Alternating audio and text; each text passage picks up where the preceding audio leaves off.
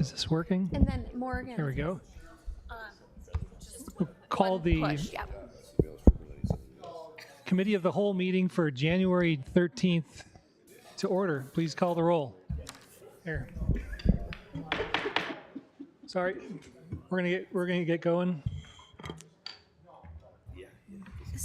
Alderman Strelchak. Alderman Talaco. He's absent. Alderman Meyer. Alderman Hancher. Alderman Bach. Here. Alderman Parrish. Here. Alderman Bratt is absent. Alderman Gephardt. Here. And Mayor Nurbin. Here. First up is approval of the meeting minutes from December 9th. Move approval. Second. We have a motion and a second. Are there any comments or questions on those minutes? Hearing and seeing none, all those in favor of approving the minutes, please say aye. Aye. Any opposed? Minutes are approved. On to our two discussion items. First is Mequon Commons Master Plan, and I think Director Tollefson's going to kick it off. Yes, thank you. Good evening, Council. The Mequon Commons Master Planning design process with Lakota Group has included 3 phases. We are entering the final phase, which is implementation. First phase was envision, and the second phase the first phase was engage, and the second phase was envision. So, of course, the first phase incorporated a lot of public input through workshops and surveys. A lot of you participated in that process. And then phase 2 was taking all of that information, also their knowledge about the site conditions and the surrounding context of the neighborhood, and developing some creative concept plans. What tonight's presentation does is present 3 refined master plans to you, and that's really a result of those first 2 phases, of course, but also the committee of the whole discussion that we had back in October. So we collectively as a team took your input, took some of the questions and inquiries you had, and also the input from 2 other boards and commissions from the city, and collectively developed those 3 different plans. We did not return with one refined concept because there were a variety of variations that the committee did talk about, and so we really wanted to continue to provide some creative solutions and some opportunities for flexibility and design choices to all of you. There is a lot of information in your packet. Lakota did a great job of providing some comparison analysis, obviously some graphics, so there's a lot to consider, but we do think you have plenty of information here to have an interactive conversation and hopefully continue to build some consensus. What was also included in your packet was what we thought or took away as the preliminary list of consensus that the committee landed on back in October. It also includes a copy of the meeting minutes so that we can reflect on the public input that we received at that particular meeting. And then there's a laundry list of the review comments that we received from Park and Open Space Board, as well as the Bike and Pedestrian Way Committee. So before I hand it over to the Lakota Group to kind of give an overview of those refined concepts and what some of the benefits and maybe impacts and trade-offs of those plans are, I do just want to share what we're hoping as a team to get out of tonight's meeting in terms of decision making. So what we're really looking for is what the committee's preferred concept direction is. So which plan, is serving best as the product in which we will start to build that final plan and that final report based on. The second would be the prioritization of the trade-offs of the plan. So taking a look and consideration at what the pool facility size looks like, where the support building location is best positioned. So kind of those next set of larger amenities and features on the campus. And then lastly, the refinement. So elements that can come from any one of the various plans that you've seen, but really play a critical role in integrating the uses and the functionality on the campus, and make connections both interior and exterior to the campus. Those integration elements, while may seem ancillary, really do play a key role in what the overall sense of the campus is going to feel like. Someone who's utilizing the space is going to be impacted by little nuanced design issues or consistency that they they see throughout the campus. And that's really going to leave them not only with a greater sense of functionality, but sort of the comprehensiveness of the design, and ultimately, makes them feel as though they've landed sort of in a special or unique space. So we're looking for those decisions tonight because that will help inform that final plan. You've got staff here who's been part of the internal staff committee team helping make some of these decisions. And then I think most of you have met our creative group at the Lakota group. And so who we have with us tonight is Lexi Paz, who's an associate with the group, Kevin Clark, who is the director of design as well as a principal for Lakota Group, and then Morgan Chapman, who's a senior associate. So I'll hand it over to that team and we'll get started on the discussion. Thanks, Kim. I'll just start out by saying thank you for having us tonight. I'm really excited about presenting and moving this process forward. It's been a very productive process. Morgan and I are going to go through these concepts and kind of give you an overview of the nuances of those things, and then we don't want to spend too much time getting into the weeds, but if there are things that we need to discuss or answer questions, we're happy to do that, and looking forward to the discussion.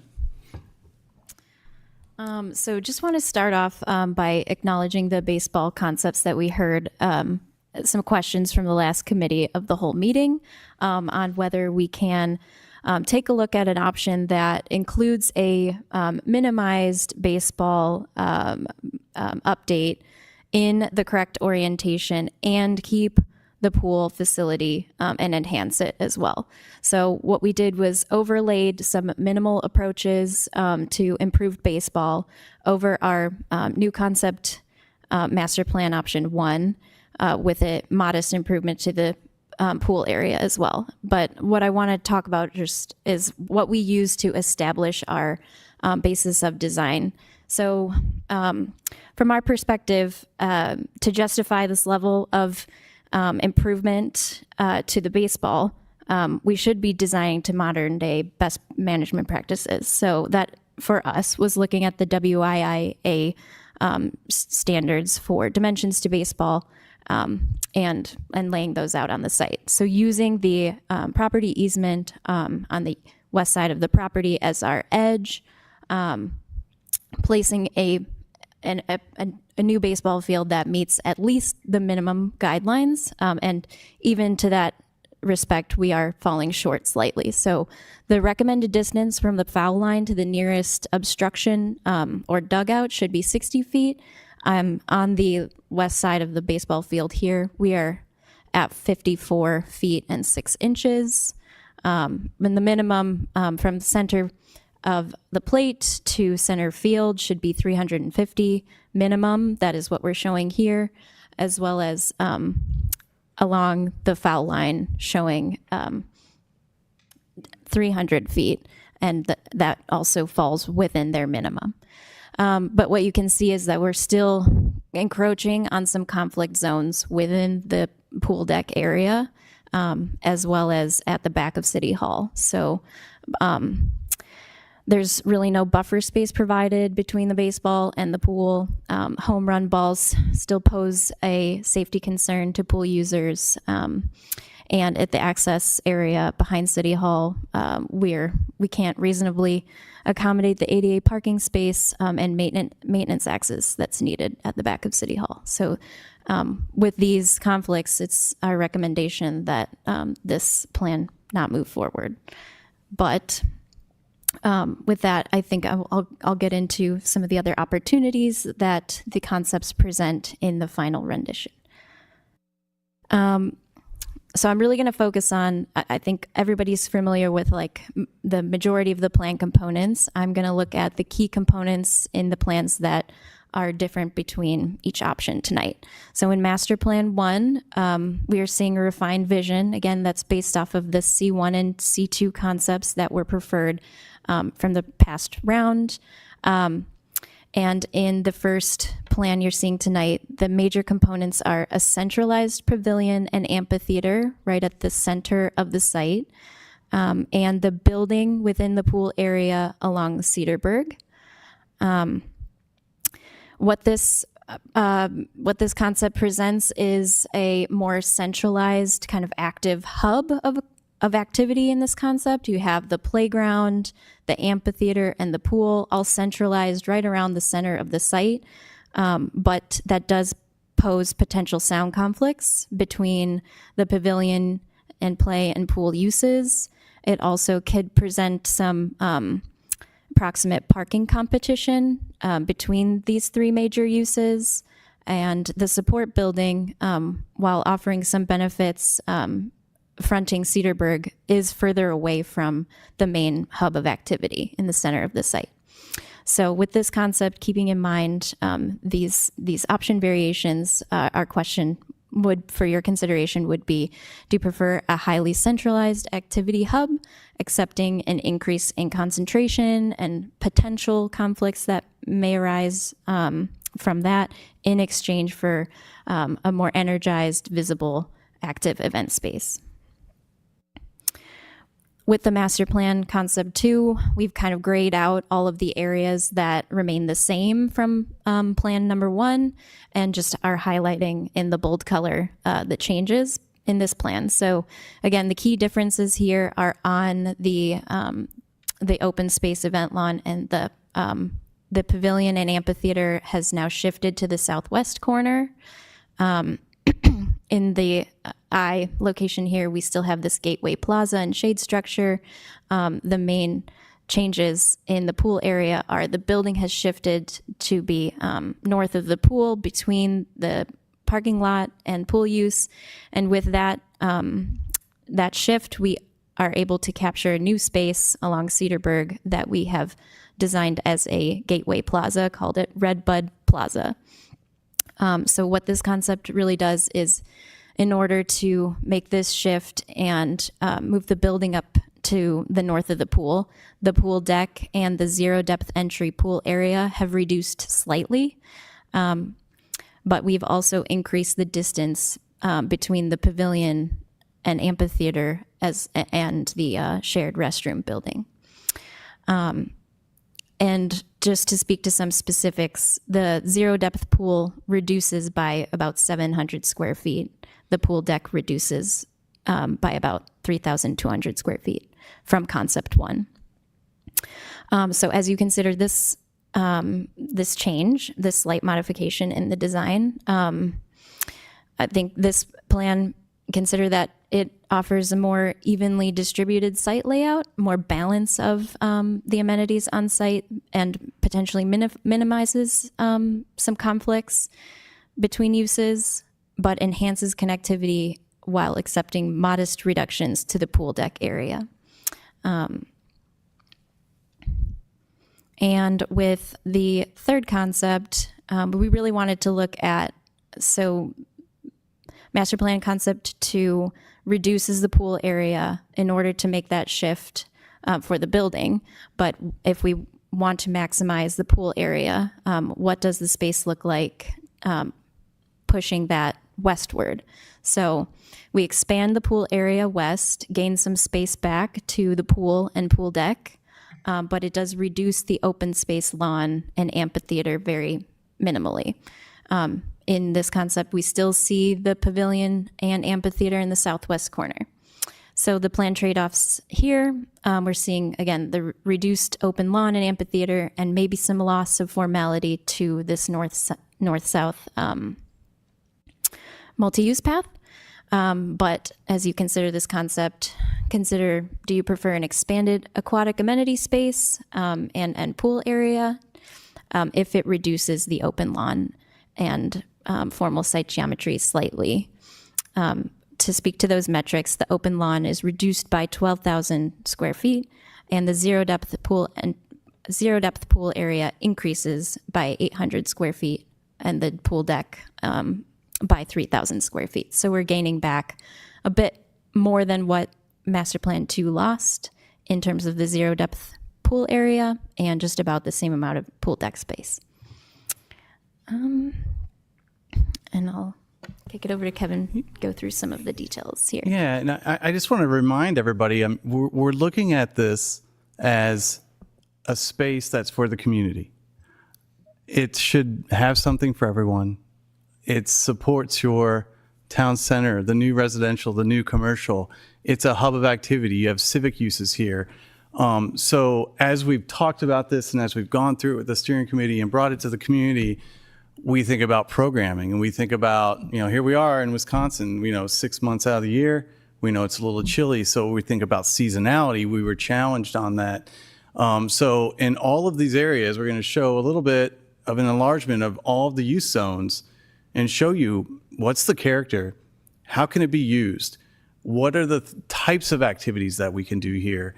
And in our experience, those are the things that bring life. This should be a community space. So just starting with that north piece, the library and the playground area, addressing that in a way that makes sense. We heard a lot about, frankly, the landscape character of the campus.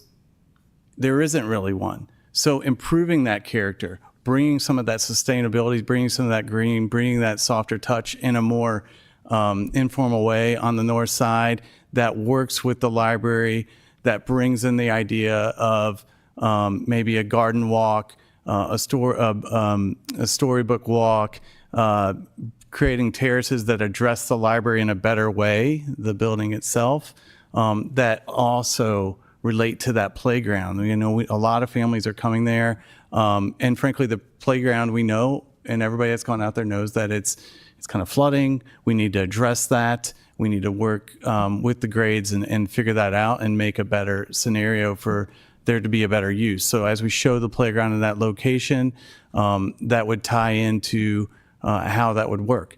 And thinking about how you're coming off the interurban and we can have those kind of things like a bike repair place or a bench and invite people to get off their bikes, come to Mequon, come to the campus, go to Collectivo, right?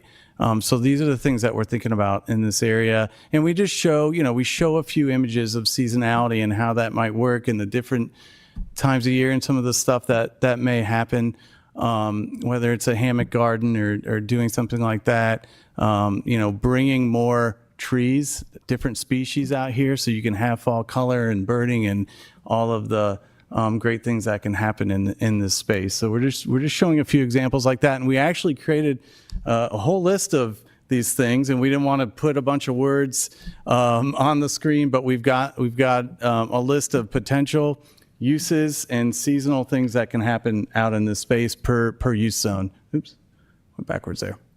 Yeah, it's in there. We're going to skip through that because it's a lot of words. But we could go back if anyone wants to talk about those types of things. Now, as we look at what we're calling the flex lawn, the pavilion amphitheater, we see this as, again, a flexible space. It's not always all about events. On a daily basis, we want people to be able to come out here and walk their dog or meet their friends for coffee in the garden space where Jay is. And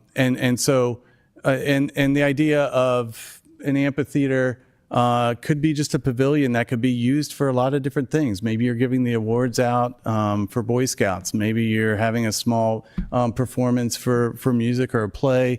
So it doesn't have to be all about a stage. It can be more of a flexible pavilion space that is a visual focal point in the lawn area. And the decision of how big, how little, they're all around the same size. The decision about where it goes, things in our steering committee that we talked about were, well, if there's performance, are we projecting music or something in the wrong direction towards residential units? So that is why we kind of show it on both ways. But we also want to be proximate to parking. So that's why we shifted to the south to show that concept. So just thinking about those as we make those decisions and move forward with the master plan, preferred plan. Can I ask a quick question? Oh, yeah, sure. The white lines on that, there's white lines on each image, and I think you're calling them seat walls. Yeah. Is that a recommendation that in all scenarios we want to do that? And is that for also grading purposes? Yeah, because it does prevent theoretically just that open park-like feeling where kids and people can run around and so on, but. Yeah, it's just a concept to kind of formalize that amphitheater space. It would be for kind of the grades. I'll show you a couple images of what that looks like. You don't have to do that. This project here, actually right there in the middle picture on the left, it's a project we did in Antioch, which is right on the border of Wisconsin, Illinois. A small amphitheater with the pavilion space. They use this for all of those kind of performances. Could be a sloped lawn, though, to your point. So it doesn't necessarily have to be that, but it just formalizes one piece of that event lawn. And then some of the other images, related to this, just thinking about the character, the multi-use paths that come off of the interurban. We want to, again, have multiple places where people are invited onto the campus. The flex activities, you can have picnics, doesn't have to be formalized. The Gateway Plaza that Morgan mentioned, which might be kind of more formalized. And all of those things, native planting, shade, all of the things that make a park comfortable, or make an open space comfortable, right? So there's thinking about those details and showing that. And again, some of the things like a temporary ice rink, inviting people out. We want to have spaces for those things to occur. And we think these are sized appropriately for that to happen. And this, we broke out, the whole kind of campus. Top row is summer or spring, summer, fall, winter, right? And various activities that can happen. Everything from curling. It could be temporary synthetic curling. In the winter, you could do, frisbee or other yard games. There's so many things that can happen out here, and we just want to show that it's a place that can be used by a lot of people for a lot of different things. As we talk about the pool facility and support building, we presented these three options. Morgan went through the ideas. What I think should be noted is making sure that there's flexibility here, because there's a process to design this beyond where we are. This is a master plan that wants to define the character and the space relationships. There's a whole process for the program of the pool and moving on. Now, we got lots of feedback about, hey, we want to have they're all showing lap lanes and zero depth entry and the deep well for diving boards and those things and the deck. So we've used comparisons to other Southeast Wisconsin pools that have been done to make sure that we're in the right space we're allocating the right space for this. So it's more about understanding we like this relationship. The building should be X square feet, at least on one level. Now, we also heard, hey, we might want to have a community space. We might want to have something that you could use as a community space. And so we show a 2-story building. And so the idea that this could be something that's more of a hub year round as opposed to just during summer months. And we actually did a little diagram of that building, which I'll show in a second. But again, these are the things that we heard were top priorities: zero depth entry, diving boards, having a support building that has bathrooms and everything that works with it, and then deck space, a little picnic lawn adjacent to it, and a couple of the concepts we show that the Redbud Plaza idea, which to me is about flexibility. It's about scaling up. You guys are doing some great events along Cedarburg. So that would be this nice space that you could bring some tents in. You can invite, maybe some fire pits or other things. So again, it's about enhancing what you have and making sure that it's the best it can be. And this is, I think, our final slide, and just showing how we think about that building and allocating space. The green being that bathhouse where you have restrooms changing.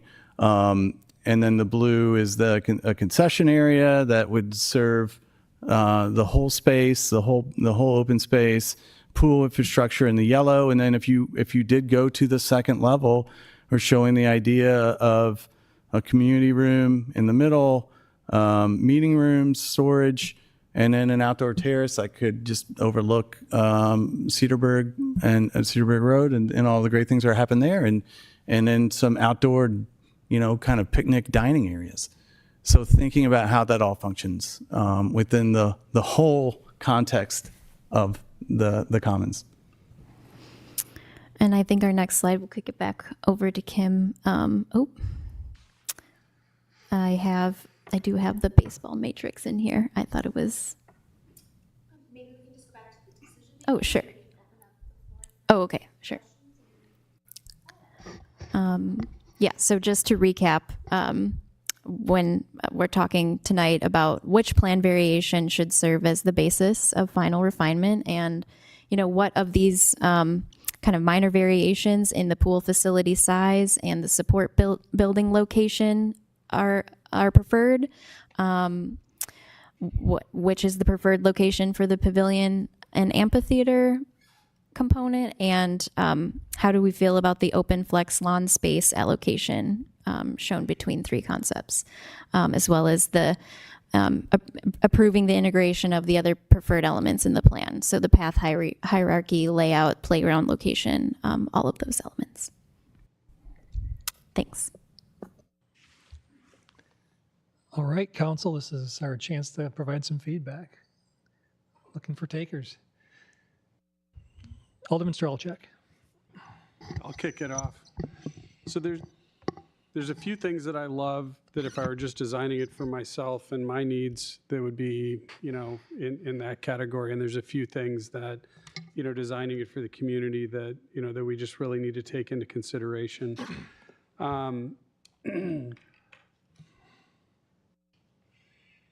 I don't want to take the fact that we're not talking about the baseball field lightly. I know there's a long history and tradition there. As an alderman, my burden is to make sure that space, if we do choose to go with a different route, that all those people that loved it don't drive by and see nobody there. That it's going to be an actively used area that'll be used at least as frequently, if not more frequently, than the baseball field, and it's open to all citizens, young and old, right? We're trying to, generate a true community center. So that's my feedback on that space. Your pavilion, I think, is understated. That needs to be something a little bit stronger, where it's more amphitheater-ish. Summer Sounds in Cedarburg has just a really small kind of amphitheater, but a big lawn space. And people come from all around to go to that event. They park up the streets and walk in. And I think that, especially during our events and our festivals, that is going to be great, because it's going to be open and look airy. It's not going to be cumbersome and blocked, but it's also not going to be as functional moving forward. The pool, being a swimmer, competitive swimmer, coach, lifeguard training instructor for multiple years prior to me taking on a more professional career. I love an 8-lane pool. If I was designing it for myself all day, absolutely 8-lane pool. But I think as a council, we have kind of a go, no go question. Do we want to potentially open this up to hosting swimming events? And as we're evaluating that, I went on to USA Swimming and then US Masters Swimming. Just so you know, for the lap lanes, if people are going to do a starting block start, if we're going to hold a swimming event here, it needs to be at least 6 feet. For the entire, all 8 lanes, all the swimmers need to dive into at least 6 feet of water to be legal and regulated. Starts and finishes need to be in at least 4 feet of water. So that's an awfully big space to have 6 to 4 feet.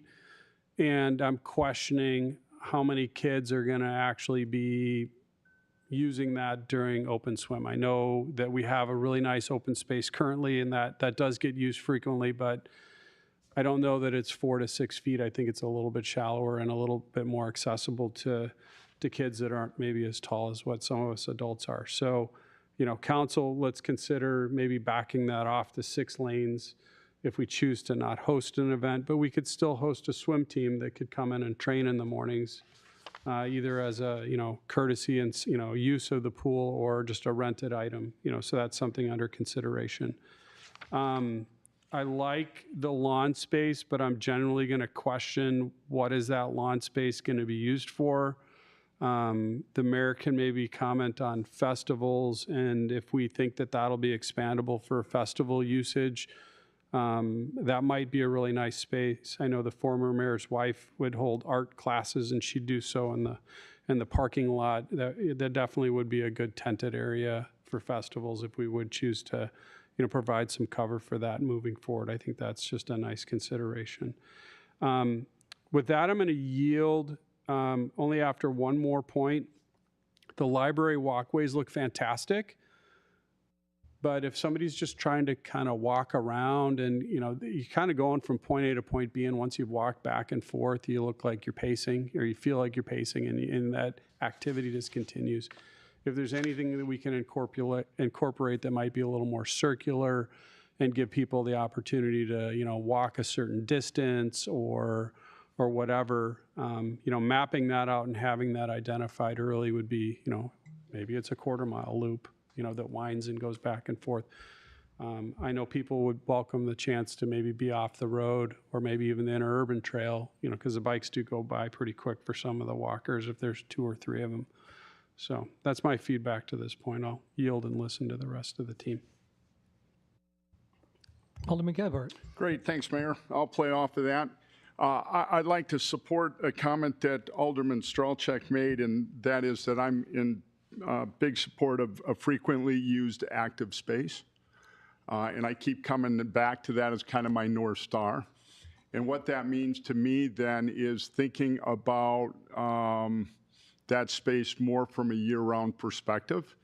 With that in mind, that would lead me more to option 2, your refined option 2, and not going with the enlarged area for the pool area and using that space more for what I would say is common area. I think the word that, or the phrase that was used earlier was more energized active event space over going ahead and incorporating into a larger pool. I think that Plan 1 or Plan 3 from a refined standpoint in terms of the pool certainly is a nice upgrade from what we have. I think trying to do anything more than that would be a bit of an overkill from the way I think about it. I also like the fact of going with your the location of the building more to a central location than having it along Cedarburg Road, so that it can be taken advantage of in the context of, again, a frequently used active space. It would make it a little bit more energized. I also like the thinking in terms of the Red Bud Flex space or plaza, as you call it. My only question with that is that, is there a way to maybe incorporate it more into the center of the overall area than having it on the outside? So, one of the pieces that I struggle with in terms of Taste of Mequon or the Red Bud Festival that has been so successful is, are we still going to be blocking off Cedarburg Road, or do we have an opportunity to bring that maybe more on campus? And then you've got plenty of parking around that. If the thought is to bring it more on campus, maybe thinking in terms of the Red Bud Plaza and or the building and making sure that's centrally located, there may be an opportunity to rethink that a little bit. But those are my general comments. And the last thing I want to say, as I went through this packet and I saw all the information that was put together, and all the discussions that have been had over the course of time, it makes me really appreciate the approach and the process that we've gone ahead and driven to get to where we are today. I think that there's been a lot of great input, a lot of stakeholders that have been involved with this, and I think we're doing it the right way, and I think in turn, we're going to end up with something really special at the end of the day. So thank you. Thank you. Alderman Parrish. Thank you. I'm enjoying the comments so far. Welcome back to the Lakota group. You guys see you a lot, so it's rare that we have a consultant here on site so often, so it's nice to have that approach. Great job, staff, as always. All right, so Reineke, just that is obviously a tough subject, so I definitely appreciate the approach you took for this. First of all, to take some industry standards and apply it to an overlay of the site and mathematically show us how it doesn't work. And it's disappointing. Like I think we were all, if it said otherwise, I think we'd be having a different discussion tonight. So I think you have shown that, and then I'm not quite sure why we didn't, maybe Renicky alternative locations will be a separate discussion. I'm not quite sure why we didn't vet it, but I certainly looked at it and appreciated that aspect of the packet, and it does appear that we have some viable alternatives, specifically Rotary Park, where we simply have to figure out lighting. I do question the overall timeline, so I know staff and the consultant were definitely taking their cue from us. We want the new pool in the ground as soon as possible. I know we can't wait. But with that said, we now know that the entire site will have to be renovated all at the same time. We can't do it in phases or piecemeal. And so I do I have, this goes off into two branches. One is as a courtesy to the school district to allow, I'm wondering if we push this to 2028 is kind of what I'm pontificating about here. Not because I want to, but more as a courtesy to the school district, so that they can raise more funds, and also, quite candidly, so that we can raise more funds. We haven't had a very thorough discussion, but I think maybe you've heard a couple of us say that we would like a portion of this to be private funding. So for the city to take out 100, to pay for 100% of this, when I do believe that there are private funding opportunities, I think that needs to be taken into account now. I know it's fundraising is on the Finance Committee agenda or future topics, and so I think that should probably be accelerated. And I don't know that we have consensus on do we want private funding as part of this or not, and maybe that's a separate topic, but I personally do. To pay for 100% of it without any community skin in the game, I think we can partner more. So that was just my point about perhaps the timeline is too aggressive. Maybe talk to the school district a little further. Talk about all our alternative locations. Again, I've appreciated the process. You've talked to the Bike and Pedestrian Committee and Planning and Park and Open Space Committee. Certainly this is partially the library is a major stakeholder there. So one of my questions was, has the library given input on this plan? Perfect. Yep, they do a great job over there. And then Alderman Gephardt also brought up about the festivals committee, and I was having similar thoughts. Like, we haven't talked about, is our goal to get the festivals off the street? It's kind of fun having it on the street, but I think best practice would probably be off the street and keeping the flow of traffic open. And I don't quite understand why we have more parking in the campus site, only because, like, for festivals, you can't even access that parking. And I feel like we have enough parking on the street and alternatives. So I'm wondering if the expanded parking lot could be used for something else besides more parking within the site, like another program, including possibly, it's funny you said a smaller pool. I was thinking, oh, maybe we should have a slightly bigger pool. And I did pull out the community survey. So we did a community survey here at Mequon recently, and you did a good job checking almost all the boxes that our residents wanted to see as far as amenities. I'm just wondering about a slide. I'm not seeing that anywhere, and I think the pool as shown could be a little more fun. I know that sounds like a child.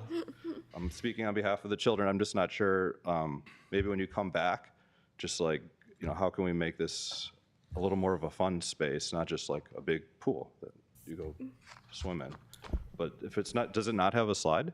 So it doesn't currently show a slide, but to Kevin's point, I think you mentioned earlier, like the spatial arrangement allows for flexibility once you get into that like more fine-tuned design process. In the area where we are showing the diving boards, a slide could be accommodated. Well, multiple slides would be great. Okay, the seat wall concept was really interesting. I'm glad we talked about that a little bit earlier. You're currently showing perhaps every 20 or 30 feet a seat wall, but you also showed an image where the seat walls were all condensed closer to the stage, which I thought was a really neat concept. But I think we need to preserve the open field for whatever that's going to be, so kids can run around and do this and that. And back to the festival concept, I do think a lot of like the food trucks and like the tabletops and all that stuff that currently is set up in the parking lots or on the street, it just seems like a lot of that should come within the site. And I'm pretty sure we have the room for it. And in one of your original designs, you actually had like a fake road, like a food truck row, which I thought was a really kind of cool idea. And it's like a multi-purpose space that would have electric, probably hook up to gas, stuff like that. So maybe we could take out some of the extra parking and do some more of that internally. So thank you all for listening. With all that said, I'm leaning towards Master Plan 3 and look forward to hearing other commentary from my colleagues. Thank you. All right, Alderman Bach, I saw you raise your hand next. Sorry, because I Just didn't go look right down the. We'll just go right down the row. We could. We go right down the row. Yeah, thanks. I mean, good comments. I kind of agree with Alderman Strelchek around the library, starting at the top with those paths. I mean, I think you could build in some other things over there, some picnic tables, some reading spaces for the summer, some other, something along those trails so it gets used more, but it's beautiful. So I maybe, work on that a little bit. I mean, I'm glad there's a lot of parking there. I know they reserve some of those spaces for the library already. There's probably like 6 or 7 or 8 spaces, but with all this stuff going on there, you're probably just going to want to make sure that there's spaces for the library only, so people who are just coming in and using the library don't have to compete with some of these other events, because that is kind of the prime space there for the library.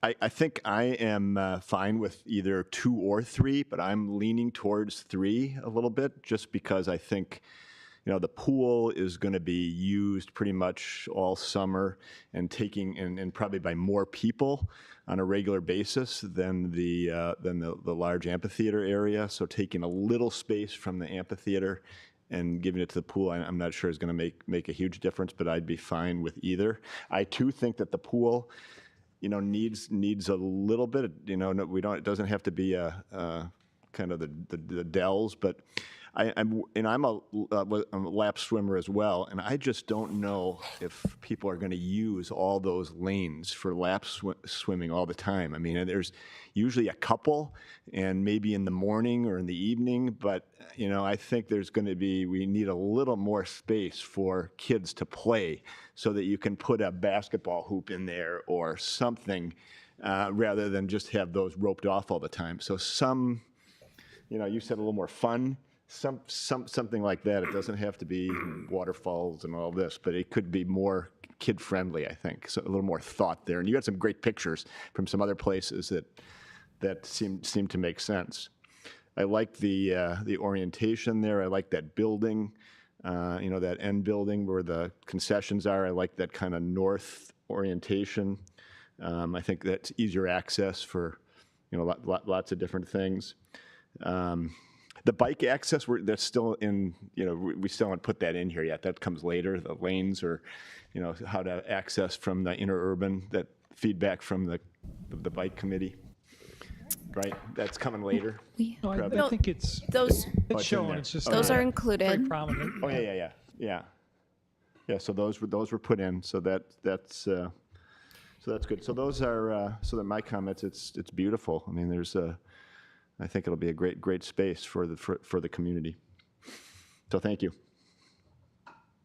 All right, we are just going to go right in order, reverse numerical order. A lot of people have said all the things that I would want to say, but if I had my preference, I would do with Master Plan 2, which gives a little more space to the open space than to the pool, because I think it'll be used a lot more all year round, as opposed to the pool, just 3 months.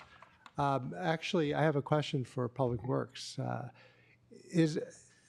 Do you see any issues with the designs like that, like those sitting walls, or about maintaining that? And do you see is that would be a problem? It's faster to mow when there's not separation or impediments, but I don't see it as a problem. It would just be a different pattern that we would learn to otherwise mow. Okay, because I could see it closer to the, having the sitting wall closer to the pavilion, but not maybe have it, as you go further out, maybe not have the sitting wall, just so that there's, people can utilize it, because I can see if they, say people go to the open space and they want to play Frisbee or whatever, and you have those sitting walls there, it's going to be, it could be a problem with safety. But if I had my choice, I would go with, same with Alderman Gebhardt, master plan 2. Thank you. Alderman Meyer. You know, our job here is to, with this land and that, is to get the maximum amount of residents to use it for the maximum amount of time during the year.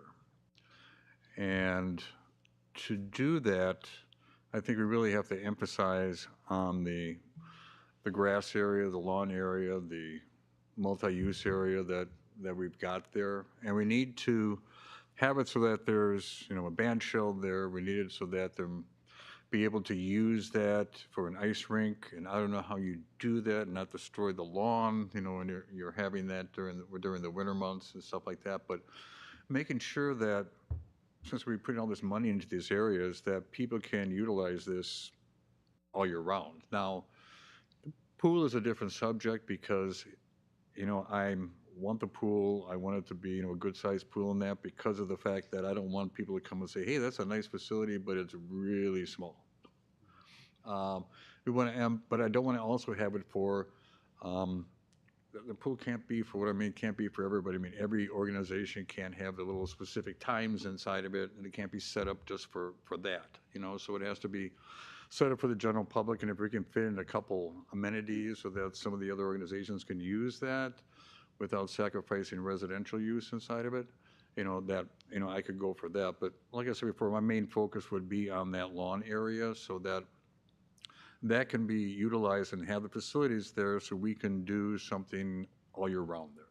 So that, if that means an upgraded, you know, pavilion area that has, you know, a band shell inside of it, you know, that can be used as a warming area also, you know, if there's an ice skating rink, something like that. I think that's a maximum amount of use for this area, and have the maximum amount of residents use it all year round. That, for me, that I think that's the goal that we should have for this area. All the little bitty things, you know, a walkway and stuff like that is all fine, and it's all good if that all this stuff can be fit inside of there, but our main focus should be on that area, that to utilize it all year round. All right. Keeping the pattern alive, Alderwoman Tlaco. All right, well, great job, guys. We're getting warmer, so that's good. I gravitate towards Master Plan 3, and I do for a couple reasons. One is I do think that a larger pool is necessary to prevent that like overcrowding feel. There is nothing worse than going to a pool where it's like overpacked. So as long as we can keep some space in there, I think that's going to be great. And if it's overcrowded a few days, that means more revenue for us, so even the better, but we want it used all the time.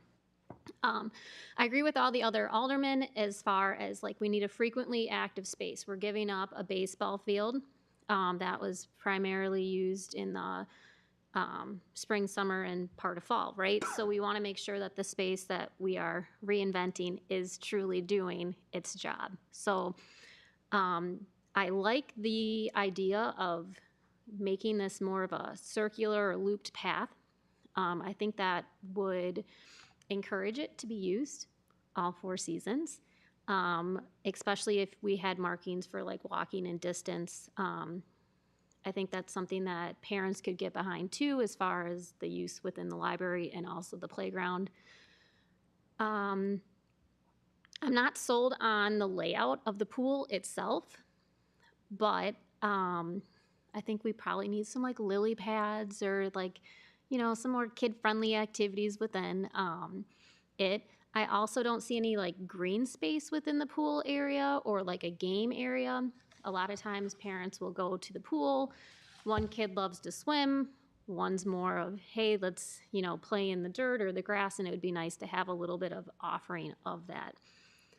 As far as the Rosebud Plaza, it's nice, but I think it also does need to be a little bit more centrally located, and make it incorporated into this, the green space that we're doing. Having like a seating perimeter wall around the amphitheater might be a good alternative than it with inside of it having those row markings. But lastly, I think we're just missing one big point, and I think that we need to really focus on this, the pavilion or like the gathering, like the community center. I think that's really what's going to make or break this. We need a building that we can use for the pool. We need a building that we can use that people can rent out. 2 stories is great. What you showed us looked good, but I think that having a facility where it has ample amount of bathrooms, a place, it can have that warming hut, it can have a little place to eat food. If we can really make something that people can stay warm or cool off year round, people are going to come to this space. So I think we need to do a little bit more thinking about how we should design this community center space that we need obviously for the pool in order to really get the space to take off, to have that activity that we want.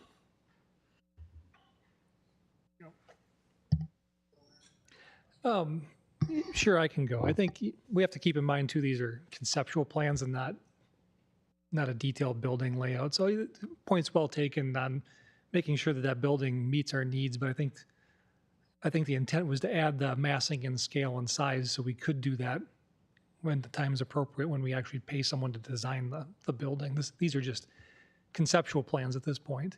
And it's interesting, we got a lot of 2s and we got a lot of 3s, so I have lost track of the count, but we're pretty close to evenly split, and we are missing 1 alderman tonight. But I agree with all the comments about activating the space as much as we can year round, and I don't necessarily think that option 3 precludes that. It's more about what we plan to accommodate and program on that other space. I've heard a lot of people talk about an ice skating rink, and I've been dreaming of that for quite a while. But therein lies the need to have space for people to be able to warm up and change. And I think you could use that pool building, but some thought would have to be given to how to architect that building to accomplish that, and maybe moving it even a little closer to that open lawn space. But then you're dealing with balance and scale of things. So we're not going to design it on the fly here, just food for thought. So I could go with either 2 or 3. There's been a lot of comments here this evening supporting one or the other. I think as long as we focus on maximizing the utility of the open space, you can accomplish that year-round activation with either. It's just a little less space with one than the other. But we also have to keep in mind that we're building a pool that hopefully is going to last another 50 or 60. Well, how old is it now? The original pool is 90 years old. And the newer pool that's built inside of the old pool is maybe half that. So we have to build this for, not today, but some number of years down the road. Alderman Strelchak. Couple questions, technical ones. How wide is the pool for the lap lanes, based on your scale drawing or ballpark?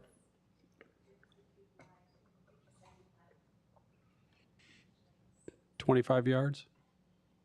25 yards, each lane is 25 yards? Okay, so that's a key item, number one. I'm gonna just share that my favorite plan is 2, and I know that we have some disagreement here between 2 and 3, but I think we're really close. Here's what I like about 2. I like the fact that the lap lane area is divided out. If you wanted to, put the lanes in, but then have a multi-use with something that you could put in for a lily pad walk. You could have a lily pad walk on that. there's a couple more options. It divides out the kid pool from the deeper area, and it provides a safe barrier for parents. My kids were 6 years apart, and they were definitely at different swimming levels, and they could do different things. And I had to watch them both in the pool. I'm going to share one design flaw with design 2 that I like, is that I don't think you have enough seating in the area of the shallow entry, and I think that's where most parents are going to trend to sit.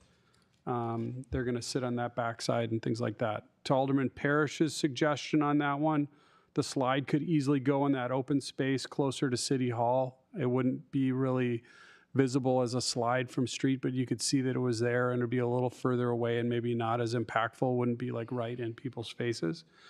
I like the fact that Area I is a place where we could have an ice skating rink, and there's already that space built in.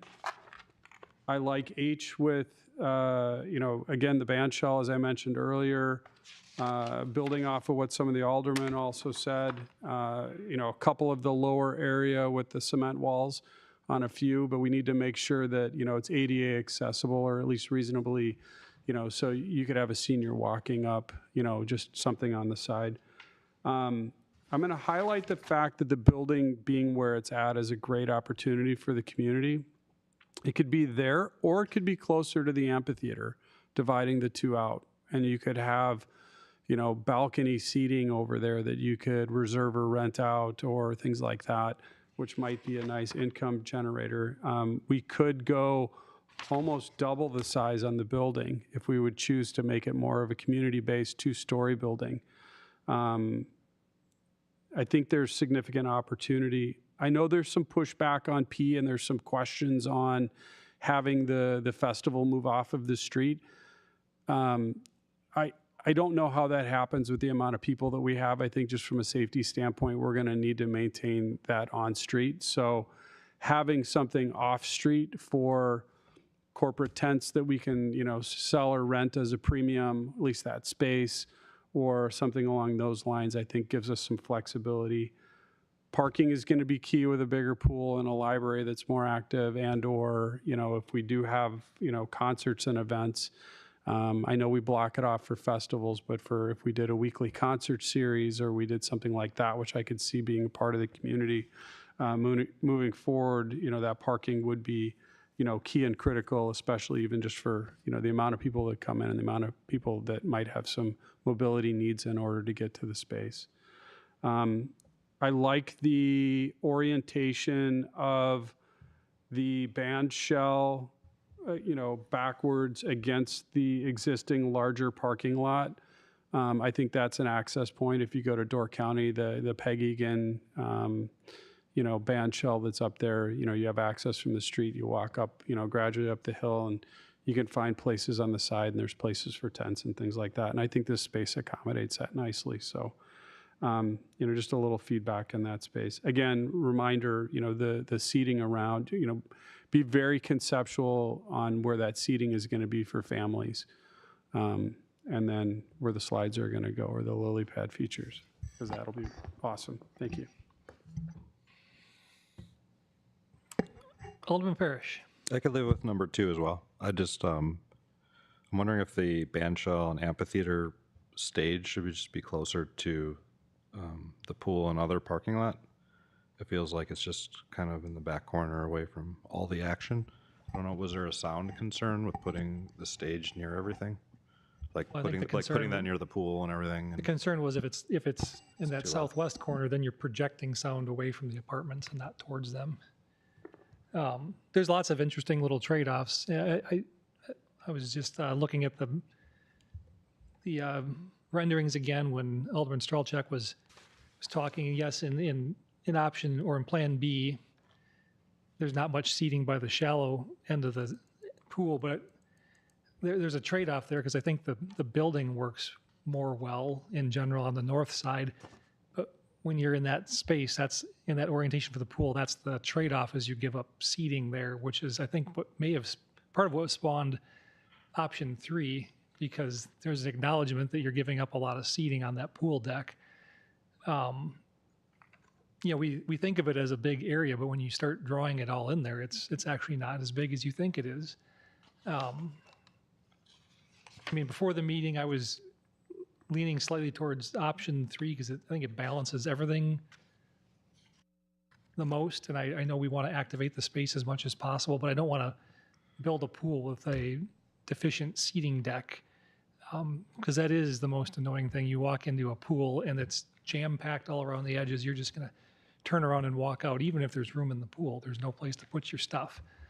I know we have some comparisons on the size and compared to what we have now in there. Maybe we should talk about that in a little more detail just to help clarify everyone's thoughts. Hey, Mayor, one point of consideration, that deck area by the diving area is narrow as well. That probably would move out. You could actually shift the pool a little bit and gain some shade from those trees, depending on which tree species they are. So that might provide some deck shading or, something in that space as well. Just a point of consideration. I just wanted to share maybe a couple clarifying points.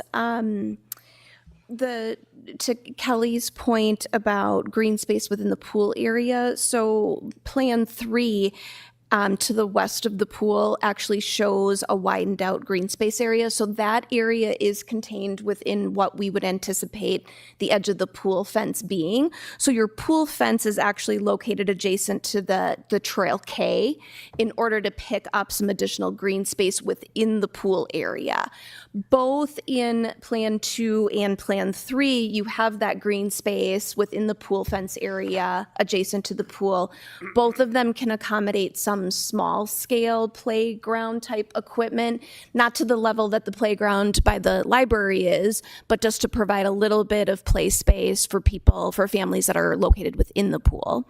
The other thing that I'm hearing a lot of comments on is about, connectivity and kind of the food truck, maybe alley between the street and the open lawn, and whether the festival stays in the street or not, we can have that discussion later. But that east-west path that separates the swimming pool and the north end of City Hall, right out here, is a wider path that was designed intentionally to create that connection between the street festival and the open lawn, and to be able to have tents or food trucks straddling the width of that path. I think it was intended to be 12 plus feet. So that is a wider path to make the connection into and out of the campus. Okay, so you wanted to go over some details about the pool. So the matrix comparing the pool considerations. Do you have that in your slide deck? Okay.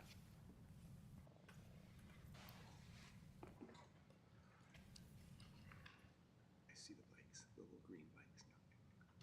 There's some green. Let's go. It's your place to hang out. Yeah.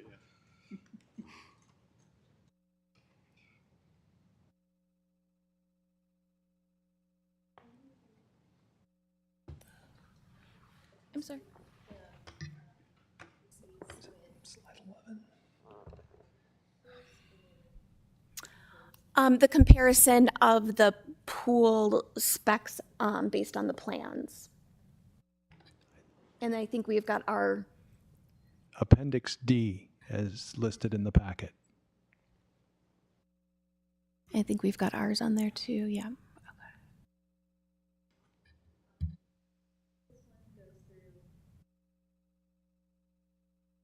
That one compares the surrounding southeastern Wisconsin newer pools with ours and our plans, right?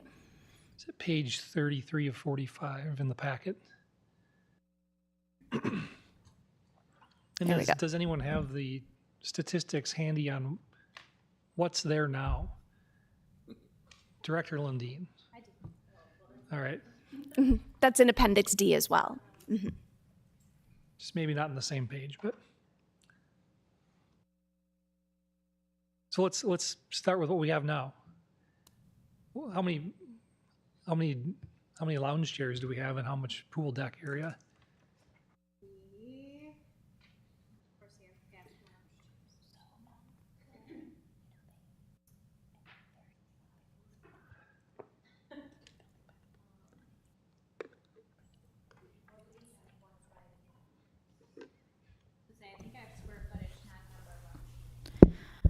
Yes. So what we have in here now is that the pool area is about 10,000 square feet, and the volume itself is 358,000 gallons. It's accommodating about 865 patrons, but I don't know. I think the guidelines for bather load have probably changed since that number was established. Well, that was COVID driven, so that's when the 2020 was. Okay.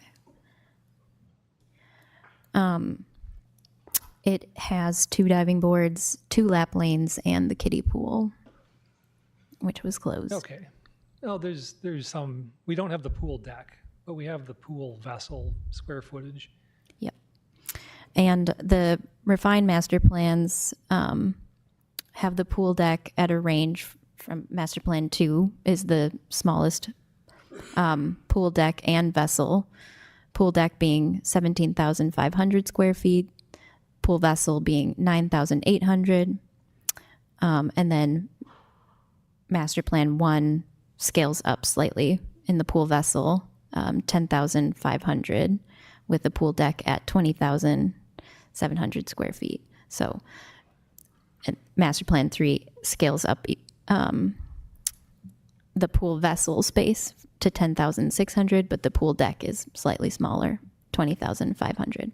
But the point that we were seeing is that all of these build in more space in both the deck and the pool volume vessel size than many of the surrounding area recently completed or soon to be completed pools that we were comparing to. So we looked at Fox Point, Palmer, Burlington, Platteville, and Evansville, so like quite a range of scales, and kind of seeing that this plan falls on the high end of many that are being constructed, maybe slightly smaller than one of the ones, this one in Burlington. Similarly with the building square foot area around our main level being around 6,500 is larger than many of the comparables nearby, but similarly sized to the largest one that we looked at in Burlington at 6,000 square feet. And so kind of seeing the pool uses there, the zero depth entry, the water play structures, that one has a current channel, 6 swimming lanes, 3 water slides, a diving board, kind of seeing the range of activities there paired with what we have here, seeing that there's flexibility built into the spatial allocation devised in these concepts. Alderman Bach, I'll go out of You can choose this them. time. Yeah. I just was curious, is that the design for the new Fox Point pool, or is that the Yeah, design for the new old? one. That's the one that they've designed that they'd like to build, right? Yes. Okay, thank you. Can you just scroll to the right really quick? Oh, just yeah. To compare the 3. Yes. I retract my other statement. I'm back on master plan 3. If we have 865 patrons now, like, we need 740. So refined plan 2 is really a step, like we really could be short people. So I think and honestly, I think we're not going to decide tonight, just to carry on my thoughts. I think they need to go back to the drawing board, and the refined plan is, the new plan is going to be a merger between the two.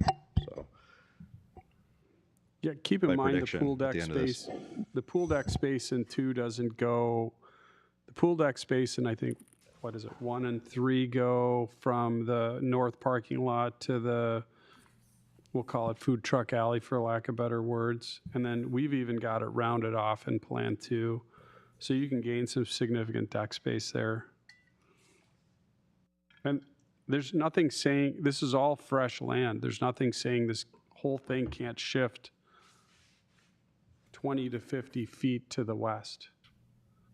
You know, if we want to expand anything or do anything different.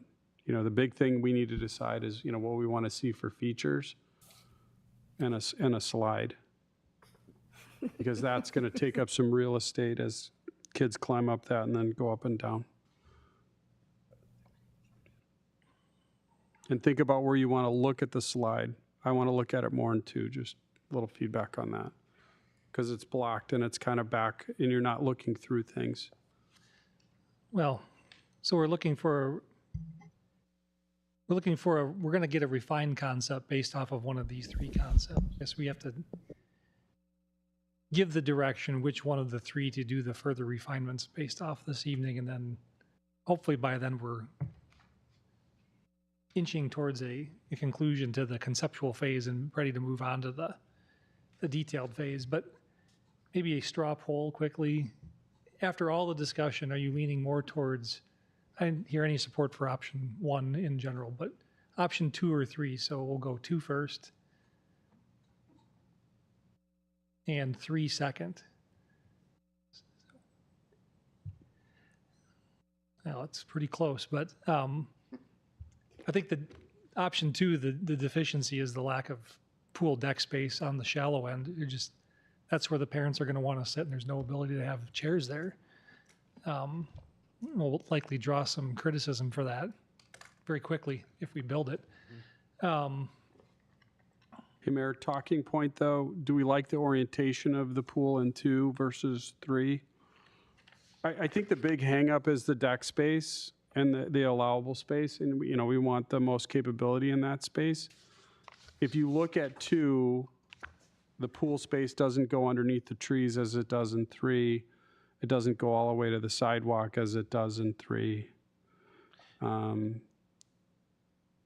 I don't think the pool's any bigger, and it also has a dividing feature in there which helps separate the deeper end from the shallow.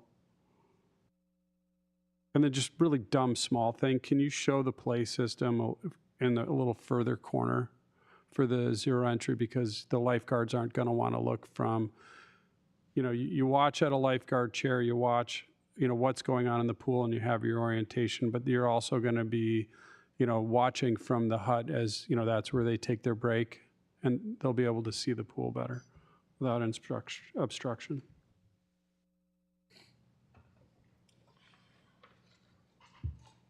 Alderwoman Talako. Just a question. I don't know if anyone is sold on the Rose Bud Plaza being exactly where it is. And that could be used to move the pool closer to the road. I know you got feedback from some of our community members stating that they felt like they wanted it further removed. I get a lot of feedback, especially from our older population, of how wonderful it is to see all these young, beautiful families at the pool. And they just get a kick out of it. It's a 25 mile per hour speed limit. They can catch it, and they enjoy that. That brings them joy all summer getting to see that. So I think while you were trying to respect some of those comments, I don't think that moving it a little bit closer to the road would be a deficit, and that would give us the space to keep that larger gathering space large and useful, while also accommodating a larger pool deck. Agreed. So you're suggesting some variation of option 3, but moved to the east. That could work.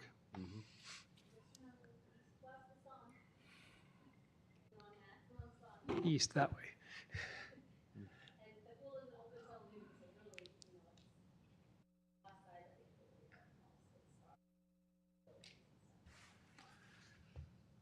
Okay. I'm going to ask staff, do you have enough to work with on this item?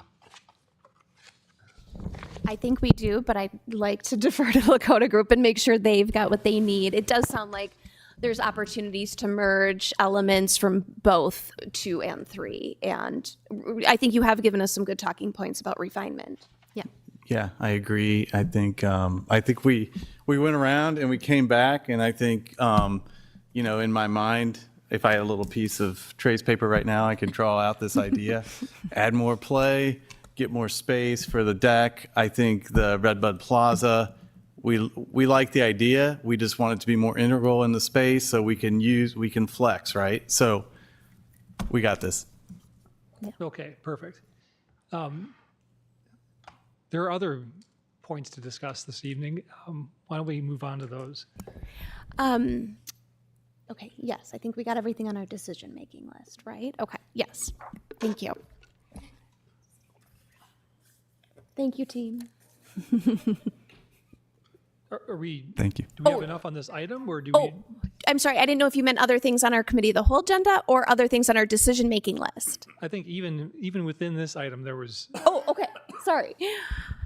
I mean, I'm happy to give a little bit of a discussion on those baseball alternatives. I just didn't want to jump ahead of, the discussion about the site plans.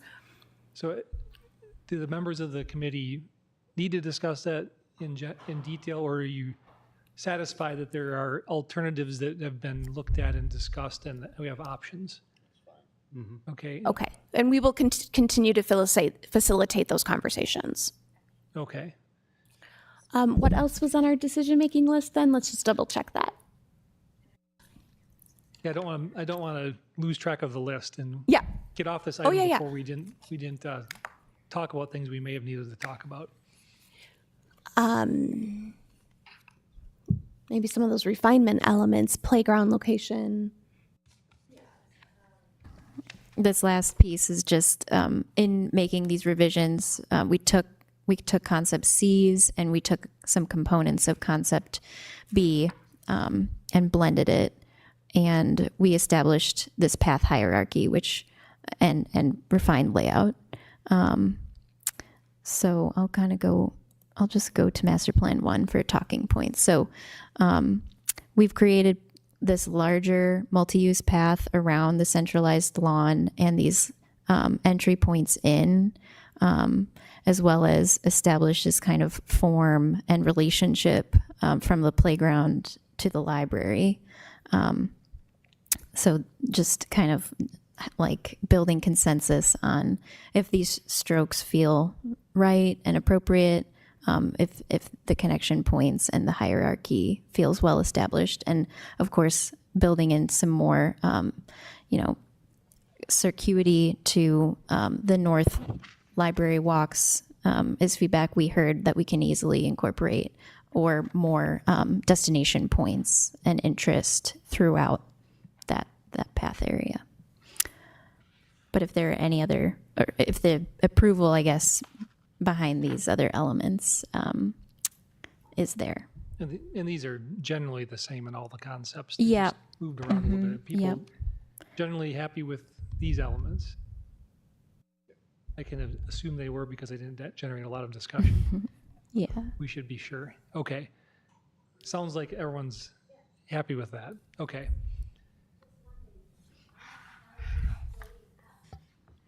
That's gonna be like a little hut for like reading.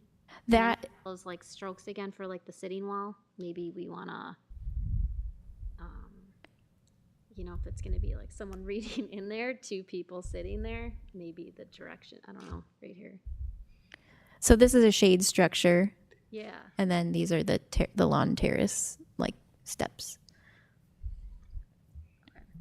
Just make sure Kristen's team can mow.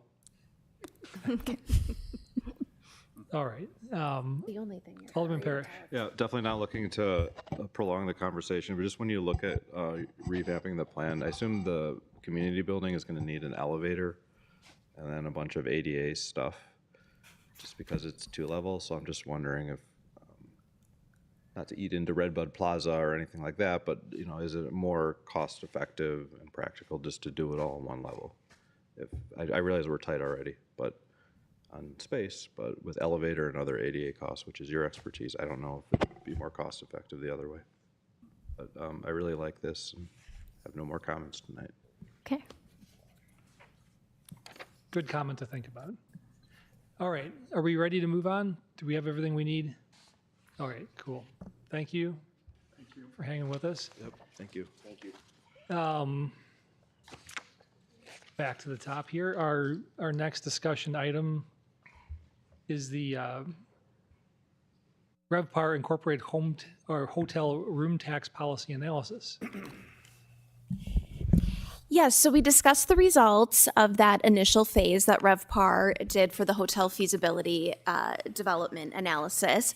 And one of the components, well, we discussed that in December, and we all know it had multiple phases to it, including some economic and financial components to the phase. But because of the results of phase one and the market results, we chose not to move forward with any further analysis, although we teed up the question of whether we wanted RevPAR to perform the hotel room tax policy analysis that was included in their proposal. At the time, we did not have a specified dollar amount for just that component, so we're bringing that back in front of the committee of the whole. It can be approved administratively. We still have the contract with RevPAR.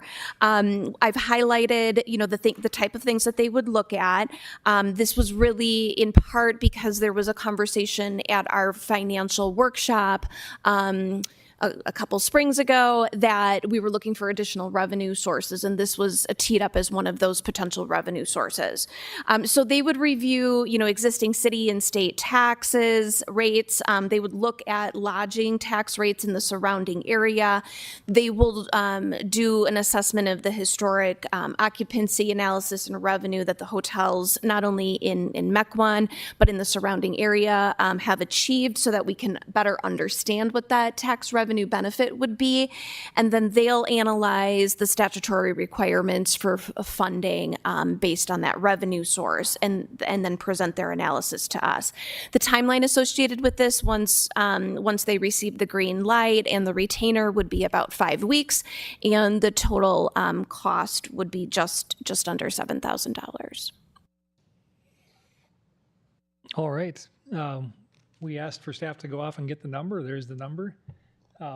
Is there any comments before we get on to polling whether we want to move forward or not? Alderman Bach. Just a quick question. Do we have any estimate of how much money this tax would bring in for the, 3 or 4 hotels that we have? I mean, any ballpark if we did this? I mean, is that? I don't. Yeah. We don't have that kind of data available to us. There's a total of 149, 150 rooms in the city, just to give, I guess, some context of scalability. I think that's part of what RevPAR plans to come back with as an estimate. Yeah, I'm just wondering, is it worth it? Yeah, if there was a guesstimation already, yeah.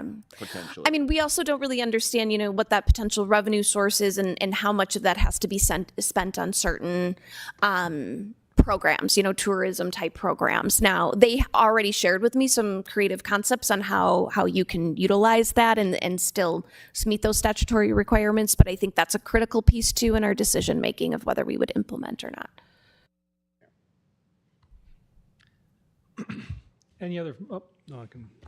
I missed. Well, I saw you first, so I'll go with you first. Right, sorry. Alderman Parrish. Yeah, my position hasn't really changed since the last meeting, in which I just expressed a concern that it's just a tax that's ultimately going to affect the occupancy for these hotels that we have. I think we have some respectfully, I struggle with how to even describe our hotels, but I think they all need significant investment. So I think if we're going to do anything that's going to affect their occupancy as it is today and really get a minimal tax out of it, the only way I'd really be in favor of this is if we were going to look at setting up like a revolving loan fund program specific to hotels, take the tax, let these hotels reinvest in themselves and make themselves into more quality, valuable places, which they are not today. My concern is making them struggle even more now that we know that there isn't a market for hotels, and doing anything to make them more unstable. If they leave, they're not necessarily going to come back, at least not those facilities. So I don't see really a great benefit to this. I'm a little more interested in like a vehicle tax. I get why we're talking about this tonight because it was RevPAR and the timing made sense. Yeah. But I think if we just, as a council, start taxing this and that, we're the taxing council, and that's not, I don't think, our beliefs. I think we're trying to keep taxes low, and I think usage taxes, like if someone's going to be driving around on our roads all day with multiple cars, that makes a little more sense to me than This is also a usage tax it is for people that theoretically don't live but here. I think that could have more of an impact because we borrow millions and millions to pay for the roads. But to have all these taxes, I do have some concern about that. But I did like the idea of a revolving loan fund program for the hotels. It's kind of a specific way to encourage them to reinvest in themselves and increase their value in our tax base. So that's really the only way I'd be in favor of it. Thank you. Any other feedback? Alderwoman Talaco. My position also has not changed. I do not want to put any more money into hotels or studies or any of the above. I think we're putting the cart before the horse, and this money could be used instead for things that our survey and our community came back, and that's family-centered activities and things along that nature. So I do not think that's worth their time. Also, I am opposed to a wheel tax and all these additional taxes. I don't want to become a tax, because we all know what happens with taxes. Taxes, they say they're going to be there and they go up every year. So, you know, I'm not for that either. So that's where I'm at. Alderman Strelchak. So 150 rooms, I don't remember if I did a 60% occupancy or 70% occupancy. Let's say we charged a room tax of $4 a night, it's only $131,000. I mean, if we entertain any additional hotels, which the study said that we didn't really have the marketplace to support, I just think that we can invest in trying to save money or generate money in other spaces a little better than hotel tax. So, Well, if that calculation's correct, it's 2 cents on the tax roll every year. I mean, that you just made an excellent argument for it. I don't know that it moves it far enough. I mean, yeah, maybe, but I mean, $4 is rather nominal. If the occupancy level stays the same, but why would they go to crappy hotel or less quality Well, hotels when they could go next door at the same price? But they can't. Even if $4 added, they can't go somewhere else for the same price. That's why they go where they go now, because the prices are lower. That was in the last report. I think we can do an internal study on which city services are needed going to the hotels on a regular basis. And, you know what I mean? If city services are burdened with the hotels, we could look at some way to recoup some of those in maybe a different manner. But, you know, I don't know. I'm not exactly sure what the mechanism would be, but anyway, it doesn't exist. This is one that actually exists. We can't make up new mechanisms to target individuals who may or may not be causing us more city services to be devoted to their address. Alderman Bach. Do we know if Grafton charges a hotel tax? I think the results of the last study, everyone but Mequon in the area pretty much does already. Do something, okay. Which is why we kept looking at it. And I mean, these hotels use probably a fair amount of public services, I would think, you know, the police department and other public safety things. So, all right, thank you. Administrator Jones, you have something? Or no? Oh, Alderman Gebhardt. Sorry. Thanks, Mayor. I just want to make a couple of points. First, I don't think that we're just trying to randomly think about where we can go ahead and add taxes. I don't think that the makeup of this board is thinking of that in this terms. But we did have a long-term financial planning meeting in which we looked out, 5 years, and we're going to continue to have more of those meetings. And it does show that there is a gap that potentially could exist down the road in terms of being able to maintain our services and cover those costs. So we are limited in terms of what we can go ahead and raise our property taxes. This was just another avenue for us to look at and explore, like other ways for some additional revenue if we need to go down that road to go ahead and, again, make sure that we're protecting the services that we're providing to the citizens of this community, right? Operating budgets, what it comes back to. So we know that for a period of time here over the last few years, inflation has risen higher than what we've been able to go ahead and raise our revenue. So, and some of the things that we've gotten benefits from, like ARPA funds and that, are no longer available to us. And so I think it's just one way of gathering some data so that we can make appropriate business decisions down the road, okay? So I'm in favor of it from that perspective. The other piece that I think is being overlooked is we're thinking of it in the traditional sense and thinking of it in terms of hotels that we all know and want to protect in this neighborhood.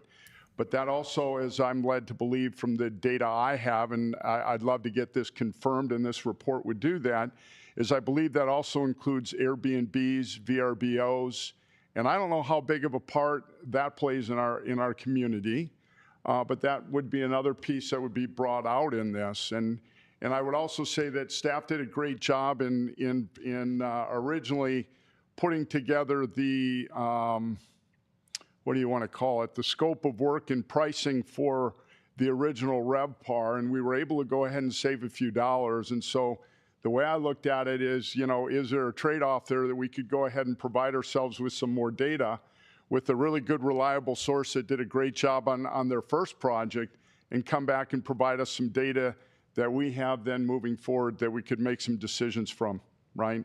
And I don't know that we have enough of that data now to be able to do that. So that's where I stand on it. I'm in favor of it.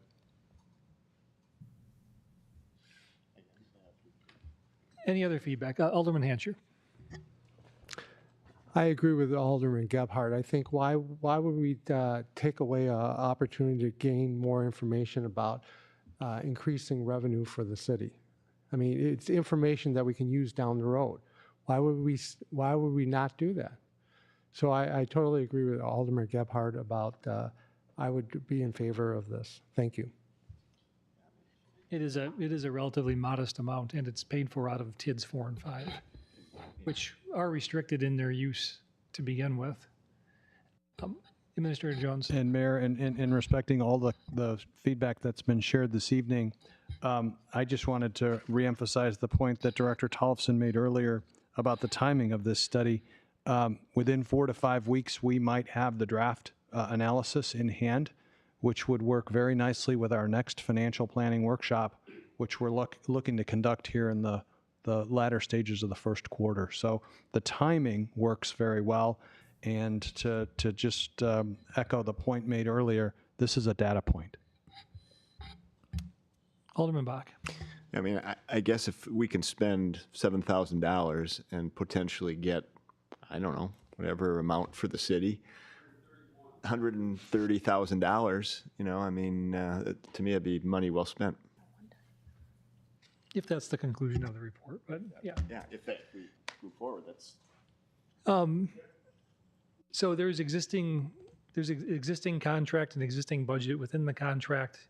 I think all we need is a straw poll, whether we're comfortable moving forward or not. So I'm going to say all those who are comfortable moving forward and looking at this to get the data point to make a decision later, please raise your hand. What do we got here? What is this for?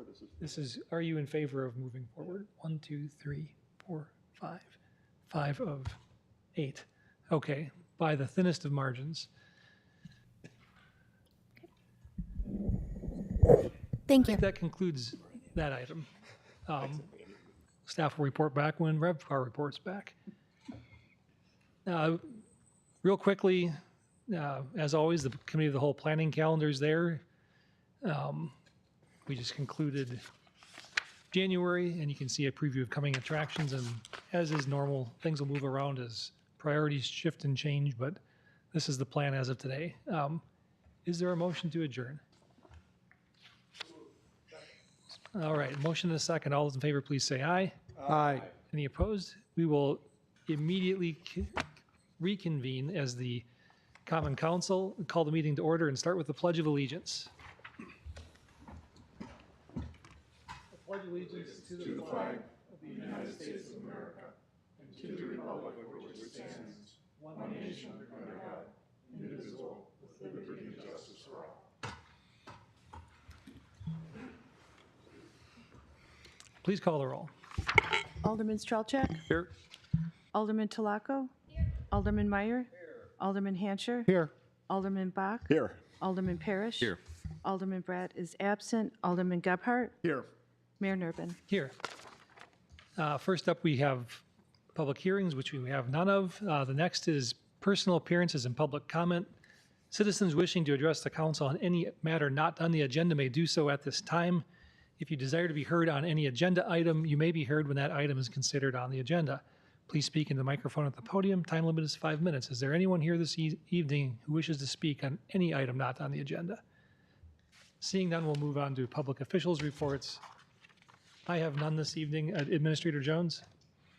Thank you, Mayor and members of the council. Just one quick update. Back in early 2025, as you will recall, the city of Mequon adopted the .gov naming structure for its website and all city email addresses. Over the course of 2025, we have been utilizing that .gov naming structure for our email addresses in conjunction with the former naming structure, which was ci.mequon.wi.us.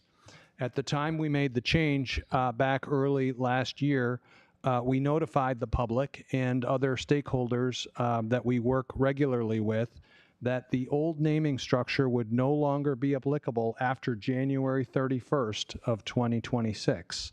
So I'm here just to offer up a pleasant reminder that starting Sunday, February 1st, all individuals contacting the city by email will need to use the city's new address ending in cityofmequon.wi.gov. The old naming structure, which ends with ci.mequon.wi.us, will no longer be applicable. Thank you. A good reminder. Next up, we have the consent agenda consisting of 9 sets of various committee and board meeting minutes or other staff reports. Is there a motion to approve the consent agenda? Second. Motion and a second. All in favor, please say aye. Aye. Any opposed? And the consent agenda is approved. We move on to ordinances. Ordinance 2025-1688, an ordinance approving an agreement for operation of the Mid-Moraine Court per Wisconsin Statute 66.0301. It was recommended by Public Welfare on November 11th. It was first reading last month, also on November 11th. Is there a motion? Second. Motion and a second. Any comments or discussion? Hearing and seeing none, please call the roll. Alderman Strelchuk? Aye. Alderman Talaco? Aye. Alderman Meyer? Alderman Hancher? Aye. Alderman Bach? Aye. Alderman Parrish? Aye. Alderman Gebhardt? Aye. And that ordinance is adopted. On to resolutions. Resolutions 4252, a resolution approving an agreement for general legal services during the years of fiscal years 26 and 27 with Stafford Rosenbaum LLP of Madison, Wisconsin. This was recommended earlier this evening by Finance and Personnel. Move to approve. Motion and a second. Any questions? Alderman Parrish. Thank you. Just a reminder that the committee approved it with quarterly reporting. A important distinction, which will probably need to be part of this amendment as well. But yes, the committee did add one provision to the contract to move from monthly reporting to, well, we have monthly reporting. It was proposed to not have reporting.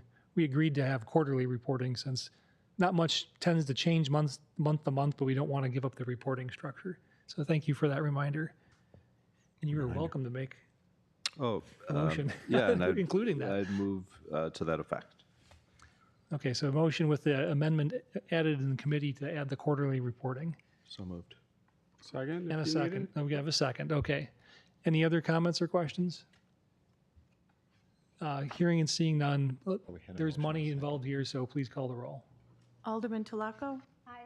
Alderman Meyer? Aye. Alderman Hancher? Aye. Alderman Bach? Aye. Alderman Parrish? Aye. Alderman Gebhardt? Aye. Alderman Strelchuk? Aye.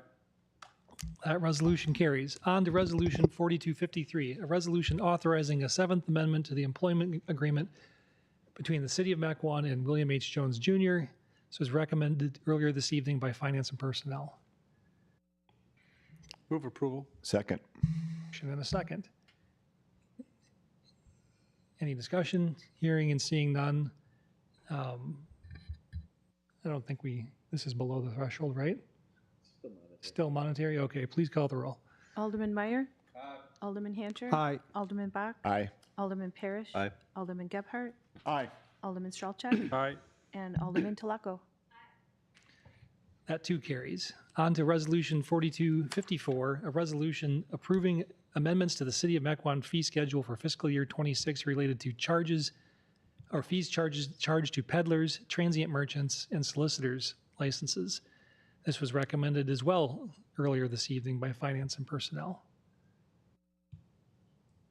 Move approval. Second. Motion and a second. Any discussion? Hearing and seeing none, please call the roll. Alderman Hancher. Aye. Alderman Bach. Aye. Alderman Parrish. Aye. Alderman Gebhardt. Aye. Alderman Strelchak. Aye. Alderman Telako. And Alderman Meyer. Resolution 4254 also passes. On to Resolution 4255, a resolution consolidating the Piper Power Education Center polling site, say that 10 times fast, and the Weinberg Library polling site into one location at Mequon City Hall for the February 17th, 2026 primary election. Recommendation forthcoming by Finance and Personnel. We didn't talk about this one at No, Finance this and was, Personnel. This is Public Welfare. Public welfare. Okay, recommendation forthcoming from Public Welfare this evening. Public welfare, to look at this agenda item, we voted to approve it, and I make a motion to approve. Second. Motion and a second. Any discussion? Hearing and seeing none. All in favor, please say aye. Aye. Any opposed? And that will be in effect for the primary on February 17th. Resolution 4256, a resolution authorizing termination of the city's existing contract for cleaning services at City Hall, the Public Works Facility, and the Public Safety Building with EC Wisconsin of Waukesha, Wisconsin, and award the contract to Vanguard Cleaning Systems of Wauwatosa, Wisconsin for the period of March 1st, 2026 through December 31st, 2027. So recommendation forthcoming earlier this evening from Public Works, which did not have a quorum. So if we want to, Can I suspend the rules? yeah, if we want to take this up this evening, we need to have a motion to suspend the rules. I make a motion to suspend the rules so we can take up Resolution 4256. Second. Motion and a second. All those in favor of suspending the rules to take up this item, please say aye. Aye. Are any opposed? We'll now consider Resolution 4256. I move Resolution 4256 for approval. Second. Motion in a couple of seconds. Any discussion from anyone? Hearing and seeing none, please call the roll. Alderman Bach. Aye. Alderman Parrish. Aye. Alderman Gebhardt. Aye. Alderman Strelchak. Aye. Alderman Telako. Alderman Meyer. And Alderman Hancher. Aye. That item carries as well. On to specified unfinished business from previous meetings. We have none. There's no specified new business. We do have one potential closed session item related to acquisition of property rights related to the relocation of Lift Station E to 2010 West Ranch Road. The Common Council may convene into closed session pursuant to Wisconsin statutes 19.85 Prin 1 Prin E for the purposes of deliberating or negotiating the purchase of public properties, investment of public funds, or conducting other specified public business whenever competitive or bargaining reasons require a closed session, and then may reconvene into open session to take such action as deemed appropriate. Is there a motion to go into closed session this evening? Move to go into closed session. Second. Motion and a second. Please call the roll. Alderman Parrish. Aye. Alderman Gebhardt. Aye. Alderman Strelchak. Aye. Alderman Telako. Alderman Meyer. Alderman Hancher. Aye. Alderman Bach. Aye. Mayor Nurbin. Aye. We will now convene in the closed session, and I anticipate we will adjourn the meeting this evening while in closed session. So good night, everyone.